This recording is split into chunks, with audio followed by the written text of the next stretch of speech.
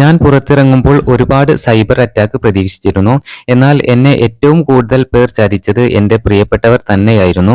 ക്യാഷിന് വേണ്ടിയാണ് പ്രിയപ്പെട്ടവർ എന്നെ ചതിച്ചത് എന്നും ജാസ്മിൻ ഒരു ഇന്റർവ്യൂവിൽ പറയുന്നുണ്ട്. ഗബ്രിയുമായുള്ള റിലേഷൻ എന്താണെന്ന് എനിക്കിപ്പോഴും അറിയില്ല.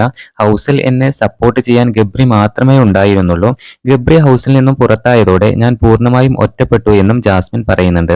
അതോടൊപ്പം തന്നെ തന്റെ റിലേഷൻഷിപ്പിൽ തന്റെ തെറ്റുകൾ ചൂണ്ടിക്കാണിച്ചുകൊണ്ട് ജാസ്മിൻ പറയുന്നത് ഇങ്ങനെയാണ്: പുറത്ത് നിന്ന് ഒരാളോട് റിലേഷൻ ആയിട്ട് ഹൗസിൽ മറ്റൊരാളോട് റിലേഷൻ ആവുന്നത് തെറ്റ് തന്നെയാണ്.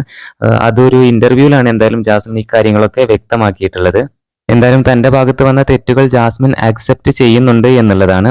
എന്തായാലും ഹൗസിൽ എന്തെങ്കിലും പ്രശ്നം ഉണ്ടാകുന്ന സമയത്ത് തനിക്ക് വേണ്ടി സംസാരിച്ചിരുന്നത് ഗബ്രി മാത്രമായിരുന്നു എന്നും ജാസ്മിൻ പറയുന്നുണ്ട്. എന്തായാലും ഗബ്രിയും ജാസ്മിനും തമ്മിലുള്ള ആ ഒരു റിലേഷൻഷിപ്പ് ഫേക്ക് അല്ല, അത് റിയൽ ഫ്രണ്ട്ഷിപ്പ് ആണെന്ന് ആരാധകർക്കെല്ലാം തന്നെ ഇപ്പോൾ മനസ്സിലായി കഴിഞ്ഞിട്ടുണ്ട്. എന്തായാലും ബിഗ് ബോസ് കഴിഞ്ഞ് മാസങ്ങളായിട്ടും ഇപ്പോഴും ജാസ്മിനെയും നെഞ്ചിലേറ്റി നടക്കുന്ന ഒരുപാട് ആരാധകരുണ്ട്. എന്തായാലും ജാസ്മിന്റെ പോസിറ്റിവിറ്റിയാണ് ഇതിനൊക്കെ കാരണം എന്നുള്ളതാണ്. പുതിയ അപ്ഡേറ്റുകൾക്ക് ചാനൽ സബ്സ്ക്രൈബ്